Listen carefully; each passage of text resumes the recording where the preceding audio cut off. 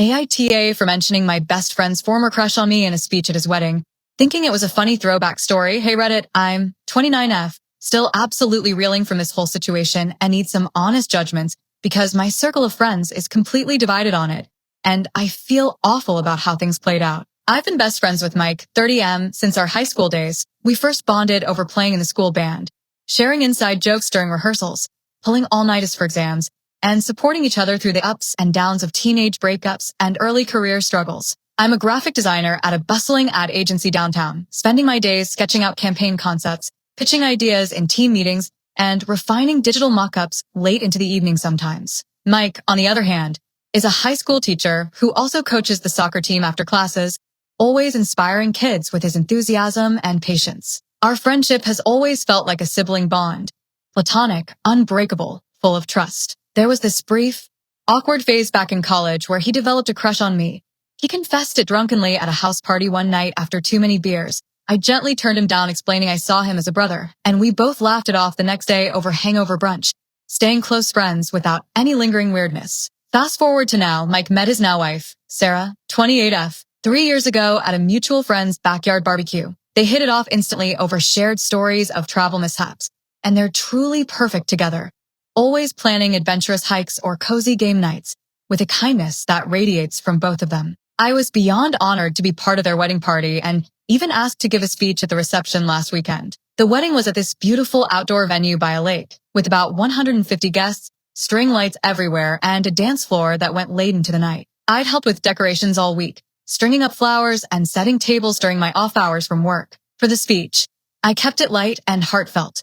I toasted to their enduring love, shared a couple of funny stories like Mike's disastrous attempts at first dates back in high school, including the time he spilled soda on a girl mid-movie, and then added what I thought was a cute throwback. Mike, remember that time in college when you had that huge crush on me? Thank God I turned you down, or you never would have met the amazing Sarah who's your true match. Fate works in the funniest ways. A bunch of people chuckled. Mike laughed along with a playful eye roll.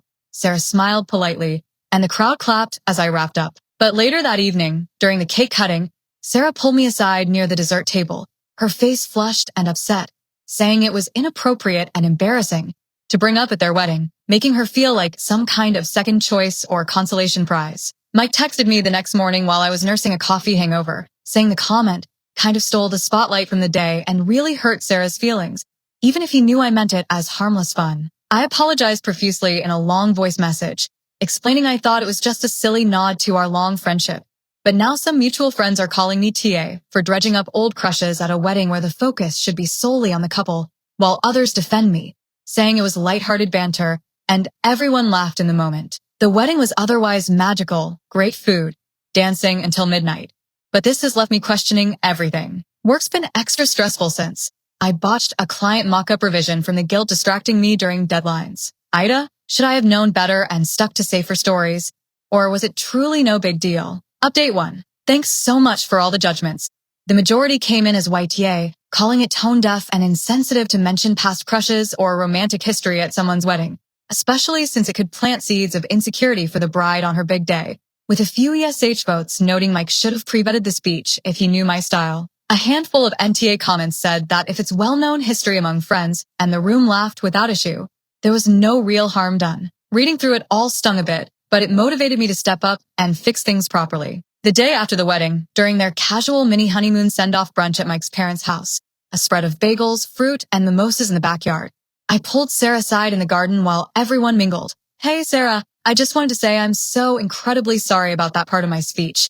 I genuinely thought it was a cute, innocent nod to Mike's and my long friendship history, but I can see now how it might have come off all wrong and shifted focus. You two are absolutely meant to be, and I'm thrilled for you both. She teared up a little, admitting it made her worry about what-ifs and old feelings lingering, but she accepted the apology with a warm hug, saying she appreciated me owning it so quickly. Mike joined us a minute later, laughing it off as classic you and your unfiltered stories, but he admitted Sarah had been hurt enough to talk about it during their drive home from the venue. His sister, who was a bridesmaid, overheard our chat and chimed in quietly that I should have stuck to safer, couple-focused anecdotes to avoid any drama. Work suffered more that week.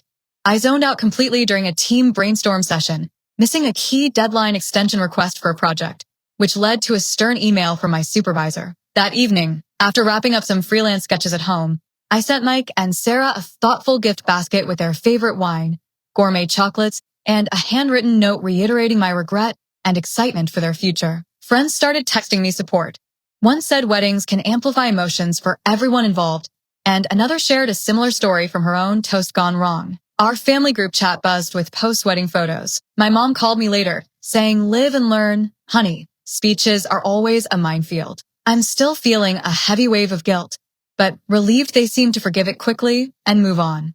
Update 2. Reddit. Your practical advice on making sincere apologies and reflecting on intent really helped guide me. But the drama lingered a bit longer than expected, revealing some underlying tensions. A week after the wedding, Mike and Sarah returned from their short honeymoon at a nearby beach resort. They posted sunny photos of walks on the sand and seafood dinners, and we met up for coffee at our favorite local spot with outdoor seating, where we used to hang out in college. Mike greeted me with a big hug, saying the speech had become a running joke among some guests who texted him about it. But Sarah confessed over lattes that it had triggered some insecurities from her past relationships, like an ex who cheated with a supposed platonic friend. I apologized again, more deeply this time. "Sarah, I never, ever meant to imply anything like that. Our little crush moment was just a silly blip from years ago that's been forgotten and turned into friendship lore. You and Mike are the real deal, and I'm so happy I got to witness your day." She nodded thoughtfully, sipping her drink, but there was still a hint of tension in the air as she said it took her a couple days to shake off the feeling. Back at my apartment that afternoon, I started journaling my daily routines to process the guilt. Morning coffee with design inspirations, evening walks around the neighborhood to clear my head, even noting small wins like finishing a work logo ahead of schedule. Work gave me constructive feedback during a one-on-one.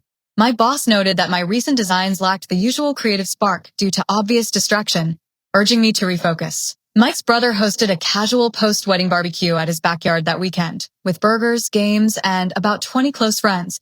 A few guests whispered to me about the speech, one calling it awkward but memorable, while another laughed and said it added character to the night. Extended family got wind through shared photos. My cousin texted me jokingly, saying it was bold and funny, but maybe save those for the bachelor party next time. Tensions peaked midweek when Sarah posted a vague story on Instagram about trust and boundaries in friendships. A mutual friend asked if it was directed at me, which made me anxious. So I messaged Sarah directly to clarify and offer another apology if needed.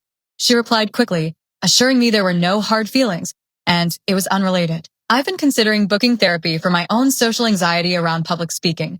The official wedding photos arrived in the mail, showing everyone smiling during my toast, which was a small comfort. Update 3. Following that coffee meetup in Update 2, some deeper revelations started surfacing, ultimately deepening our friendships in unexpected ways. I went ahead and booked my first therapy session online, scheduling it for after work from my home office setup. The therapist helped me explore why I thought the crush story was appropriate.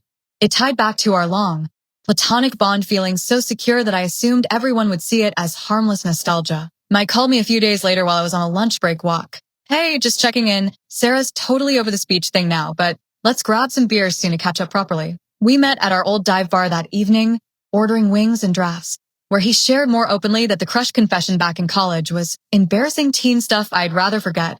But he appreciated the heart behind my speech and how it highlighted our enduring friendship. Sarah surprised us by joining halfway through, sliding into the booth with a smile, and even joking lightly about the infamous toast, which broke the ice completely. Work started improving around then. I nailed a big client pitch by incorporating fresh ideas from my journaling, earning praise in the team email, and a small bonus. Friends organized a low-key game night at my place midweek, with board games, snacks, and about 8 of us. We addressed the elephant in the room early on, turning it into laughs as Mike reenacted his cringe confession, dramatically for the group. A family vacation came up with Mike's extended crew, a weekend cabin trip for hiking and bonfires, where his mom pulled me aside during a trail walk, saying, "Wedding speeches are always tricky territory, but you meant well, and that's what counts." The real turning point happened around the campfire that night, when Sarah confided in me privately. The speech had actually prompted her to discuss her insecurities openly with Mike for the first time, strengthening their communication as newlyweds. There was no more underlying drama after that. Our friendship felt intact and even closer. Update 4. 3 months since the wedding speech mishap that had me questioning my judgment, everything has smoothed out beautifully, turning what could have been a rift into a story we all laugh about now. Mike and Sarah are thriving in their new married life, sending me updates with photos from their recent home renovations and weekend getaways. I visited their place for a casual dinner last week, toasting to their happiness without any mention of old crushes or throwbacks. Therapy has been a game changer for me. I've had a few more sessions, refining my approach to public speaking and humor, which I even applied successfully to a work presentation that landed us a new account. Family bonds have grown stronger too. We planned a group trip for the holidays, and Mike's sister joked during planning calls that my speech is now legendary family lore. The whole incident taught me a valuable lesson in humility and timing when it comes to sharing personal anecdotes. Reddit, thanks for the honest verdicts, mostly YTA, but it led to real personal growth and mended any temporary awkwardness. Closing this out on a positive note,